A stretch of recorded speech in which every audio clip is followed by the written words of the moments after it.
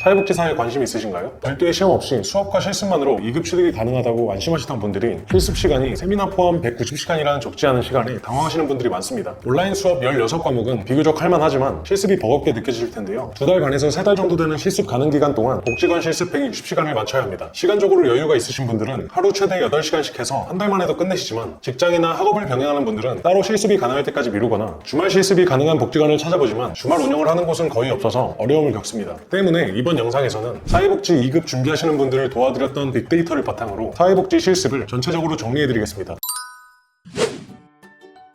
실습은 실습 과목을 수강 신청하시고 신청한 실습 개강반에 연계된 대학으로 직접 가서 세미나를 진행합니다. 복지관 실습은 거주지 근처 복지관에 전화해서 시간 조율을 해봐야 하는데 하루 최소 4시간에서 최대 8시간씩 기간 내에 160시간을 채울 수 있는지 따져보고 가능한 복지관에서 실습을 진행합니다.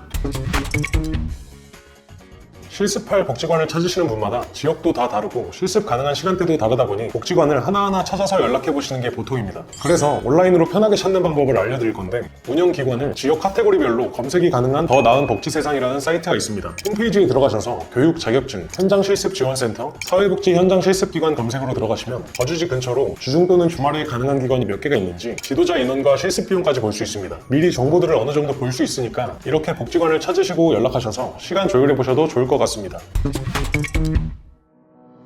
복지관을 선정하실 땐 주의하셔야 할 점이 있는데 실습생 인원을 체크해보셔야 합니다. 지도교사 1인 기준 1회기당 5명, 연간 20명까지 제한됩니다. 지도교사가 둘이라면 40명까지인 거죠. 문의하신 곳이 올바른 기관이라면 인원수가 찼다면 이번 기수는 마감돼서 다음 기수부터 가능합니다 라는 답변을 드릴 수 있는데 이런 곳은 3개월 전부터 미리 예약이 있는 경우가 많습니다. 현재는 권고사항이라 인원 상관없습니다. 이런 답변을 주는 곳은 피하시는 게 좋습니다. 1년에 20명을 넣으면 법을 어기는 것이기 때문에 나중에 사회복지협회에서 문제를 제기한다면 그 기관에서는 절대로 책임져주지 않습니다. 힘들게 돈 내고 주말 반납했던 노력들이 무의미해질 수 있습니다. 사회복지사 자격증이 이미 발급됐더라도 취소될 가능성도 있고요. 그렇게 되면 다시 20번 이상의 실습을 진행하고 돈과 시간도 재투자해야 합니다. 설마 그렇게 꼼꼼히 확인할까? 정말 취소할까? 의문이 될 수도 있겠지만 이왕이면 제대로 실습하고 자격증도 당당하게 취득하는 게 좋겠죠. 실습비도 체크하시는 게 좋습니다. 나라에서 정한 실습비는 10만원입니다. 5에서 10만원으로 금액을 받는 기관이라면 굉장히 양심적인 기관이라고 보셔도 됩니다. 아마 실습 내내 좋은 기관에서 긍정적인 영향도 받고 좋은 에너지도 얻으며 사회복지에 대해 많이 배울 수 있을 거라 생각합니다.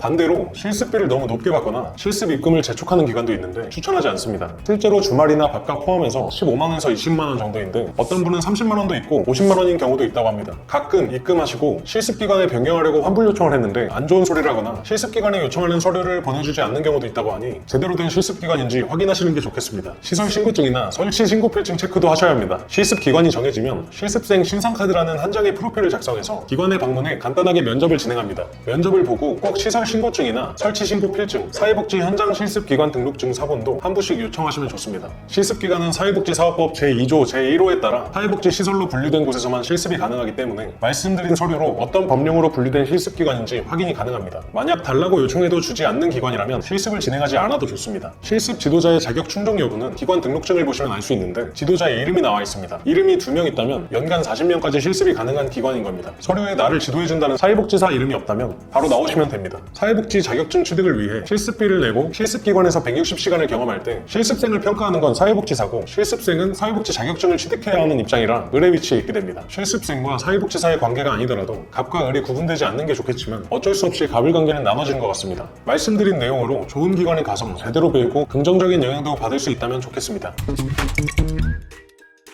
실습기관을 선정하셨다면 이제 실제로 복지관에서 실습을 진행하실 텐데 실습은 어떤 식으로 진행될지 실습 시에 도움될 만한 꿀팁까지 빠르게 설명드리겠습니다. 실습은 기관 분야마다 아동복지관이라면 아이들, 노인복지관은 노인분들, 장애인복지관은 장애인분들을 대상으로 고객이 다르고 업무 방식도 다릅니다. 공통적으로 기본적인 서류 정리와 같은 행정 업무와 배식, 청소, 설거지 등의 추가 업무도 하게 됩니다. 첫 번째로 실습생분들이 가장 힘들고 어려워하는 부분으로 현장 실습 보고서가 있습니다. 완성본이 대략 2-3cm로 이 중 가장 많은 분량이 실습일지인데 시간 순으로 매일 했던 일과 느낀 점도 적어서 담당 슈퍼바이저에게 피드백과 도장도 받아야 합니다. 근데 기관에서는 스케줄이 매일 똑같아서 새로운 일은 거의 없습니다. 실습일지에 쓸 내용이 없다는 거죠. 그래서 어떻게든 분량을 늘려야 하기 때문에 실습 중에도 수시로 실습일지에 쓸만한 내용들을 생각해 두시는 게 좋습니다. 오늘 실습하다가 기관분들과 나눈 얘기나 식사에 나온 반찬, 느낀 점까지 작은 수첩에 짬날 때마다 끄적여 넣어도 좋고요. 보고서 작성은 실습 과정에서 아주 중요한 부분인데 매일 있었던 일들을 주말에 몰아서 적으려면 생각이 잘 안 납니다. 피곤하시더라도 저녁에는 그날 일들을 작성하고 주무시는 게 좋습니다. 그리고 두 번째, 레포트 주제도 미리 생각하시는 게 좋은데, 레포트 주제는 교육원에서 여러 주제들을 안내해 줍니다. 예를 들면 사례 관리 같은 주제가 있을 텐데 대상의 부족한 부분이나 문제를 파악하고 어떤 도움을 줄까 쓰는 겁니다. 어떤 주제로 쓸지 미리 초안을 구상해 놓고 실습을 진행하면서 필요한 내용들을 채우면 레포트 작성 시간도 줄어들고 결과물의 질도 향상될 겁니다. 세 번째로, 실습 중에 돌발 상황이 생긴다면 실습생은 대처할 만한 경험이나 노하우가 부족할 수밖에 없습니다. 혼자서 해결해보다가 감당할 수 있는 범위를 벗어나서 상황이 악화될 수도 있고요. 그래서 항상 슈퍼바이저나 복지사분들과 소통을 유지하고 돌발 상황에 빠르게 도움을 요청할 것을 염두에 두셔야 됩니다. 말씀드린 팁들을 실천하시면서 유익하게 실습 진행하시면 좋겠습니다.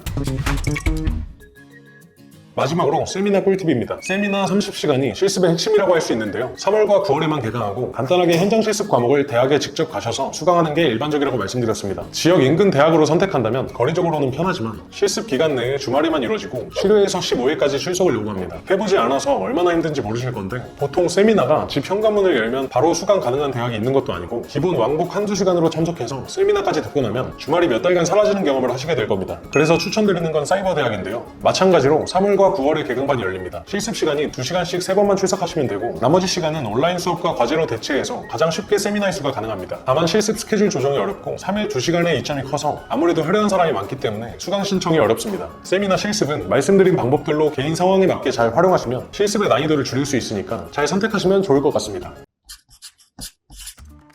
지금까지 사회복지 실습에 대해 정리해드렸는데요. 잘만 활용한다면 직장을 병행하시는 분이라도 비교적 쉽게 실습 시간을 채우실 수 있을 겁니다. 설명드린 내용 중에 궁금한 점이나 사회복지 2급 취득과 관련해서 질문 있으신 분은 아래 링크로 문의 주시면 무료로 상담 도와드리고 있습니다. 지금까지 사무엘 멘토였습니다. 감사합니다. 더 궁금하신 점이 있거나 영상에 나온 선생님과 상담을 원하시면 PC는 제목 아래에 있는 더보기란을 클릭, 상단에 있는 상담 링크를 클릭하셔서 문의를 남겨주시면 됩니다. 모바일은 화면 아래에 있는 더보기란을 터치, 상담 링크를 확인해보세요. 카카오톡 상담은 댓글에 있는 링크를 클릭하셔서 궁금하신 내용 남겨주시면 빠르게 답변 도와드리겠습니다.